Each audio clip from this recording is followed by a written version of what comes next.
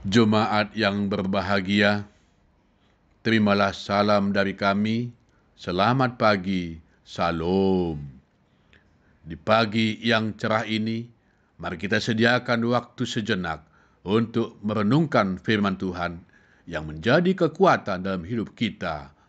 Marilah kita berdoa. Tuhan Yesus Raja Surga, kiranya melimpahkan berkat, sukacita, kebahagiaan, dan damai sejahtera untuk kita semua umat-Nya. Amin. Firman Tuhan yang menjadi renungan kita hari ini, Rabu 12 Mei 2021, tertulis dalam kitab Amsal pasal 15 ayat yang ke-8. Korban orang fasik adalah kekejian bagi Tuhan, tetapi doa orang jujur dikenannya. Demikianlah firman Tuhan. Tidak ada satu orang pun manusia di dunia ini yang tidak pernah menghadapi masalah. Namun setiap masalah yang menimpa seseorang, pasti orang tersebut menentukan sikap untuk menyelesaikan persoalan yang dihadapi. Jika seorang yang gagal atau tidak sanggup menyelesaikan persoalannya, mungkin orang tersebut bisa menjadi putus asa lalu berbuat hal yang negatif. Banyak orang saat ini kadang-kadang merasa putus asa atau apatis karena kekerasan dan kejahatan yang menguasai dunia.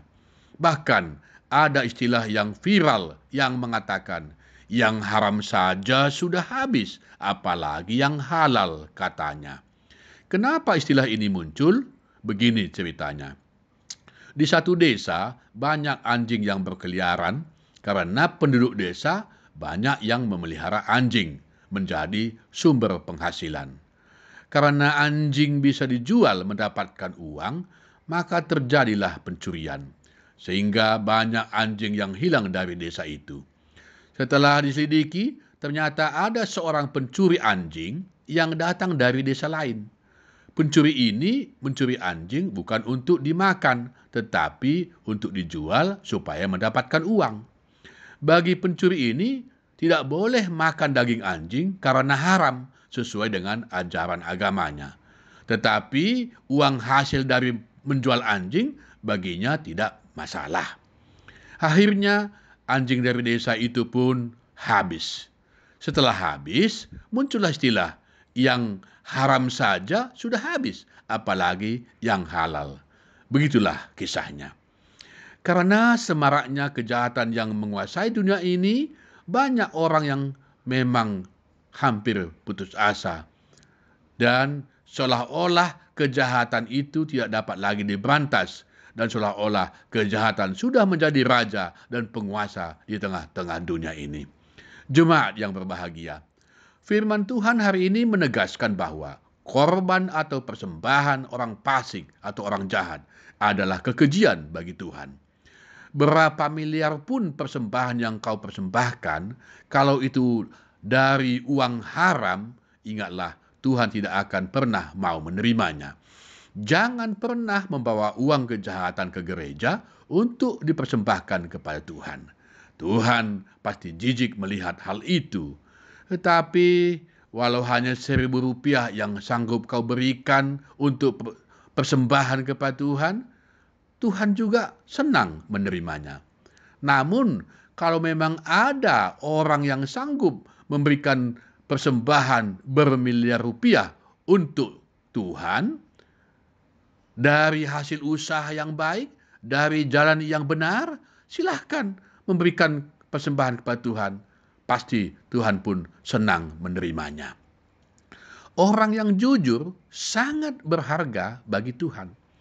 Karena tadi setelah dikatakan, doa orang jujur, Tuhan sangat senang mendengarnya. Sebagai umat percaya, kita semua seyogianya menjadi orang-orang yang jujur. Karena orang beriman otomatis menjadi orang yang jujur. Tetapi orang jujur belum tentu menjadi orang yang beriman. Doa adalah satu-satunya kekuatan yang sanggup menguatkan iman. Doa orang benar sangat besar kuasanya. Karena itu, Tuhan Yesus mengajar umatnya supaya selalu berdoa. Doa yang diajarkan oleh Tuhan Yesus terkenal dengan nama doa Bapa kami yang di surga. Doa Bapa kami yang di surga inilah menjadi induk dari segala doa di atas bumi ini. Banyak doa-doa yang dilantunkan oleh orang percaya kepada Tuhan, tetapi doa yang paling sempurna hanyalah doa yang diajarkan oleh Tuhan Yesus kepada murid-muridnya. Maka setiap umat Tuhan yang berdoa lebih indah dan lebih sempurna bila doanya diakhiri dengan doa Bapa kami yang di surga. Amin. Marilah kita berdoa. Bapa kami yang di surga, segala puji, hormat, dan kemuliaan kami sembahkan kepadamu. Oleh karena kasih-Mu, kami masih dapat hidup hingga pada pagi ini. Kini kami datang ke hadirat-Mu untuk menyerahkan seluruh kehidupan kami ke dalam perlindungan-Mu. Berikanlah kepada kami iman yang teguh untuk melakukan kehendak-Mu. Limpahkan kepada kami kesehatan, kekuatan, rejeki, panjang umur, sukacita, kebahagiaan, dan damai sejahtera. Mampukan kami menjadi orang yang jujur dan kami boleh menjadi pembawa damai dan sukacita kepada sesama kami. Berkati semua umat-Mu yang sedang berbaring karena sakit, yang berada di rumah atau yang sedang berada di rumah sakit. Tuhan jamah tubuh mereka. Engkau sembuhkan semua umat-Mu. Yang sedang berduka, Tuhan hiburkan mereka. Yang sedang menghadapi pergumulan dan masalah, Tuhan tolong mereka. Yang sedang kesulitan dalam ekonomi, Tuhan limpahkan kepada mereka rezeki. Berkatilah semua hamba-Mu agar selalu bersukacita memberitakan firman-Mu. Tuntunlah kami semua umat-Mu agar tetap setia dan tunduk kepada kehendak-Mu. Ajarlah kami agar selalu mengutamakan Engkau dalam hidup kami. Berkatilah rakyat, pemerintah, bangsa dan negara kami Indonesia agar sanggup menyelesaikan segala persoalan yang dihadapi, sehingga negara kami Indonesia dapat menjadi negara yang maju dan hebat. Ampunilah segala dosa dan kesalahan kami, agar kami suci dan kudus di hadapan-Mu. Terimalah doa dan permohonan dari kami, anak-anak-Mu. Bapa kami yang di surga, dikuduskanlah nama-Mu, datanglah kerajaan-Mu. Jadilah kehendak-Mu di bumi seperti di surga. Berikanlah kami pada hari ini makan kami yang secukupnya, dan ampunilah kami akan kesalahan kami, seperti kami juga telah mengampuni orang yang bersalah kepada kami.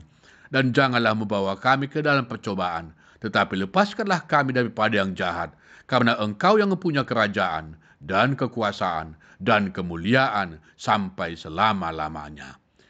Anugerah dari Tuhan kita Yesus Kristus, dan kasih setia dari Allah Bapa, dan persekutuan dari Roh Kudus menyertai kamu semua.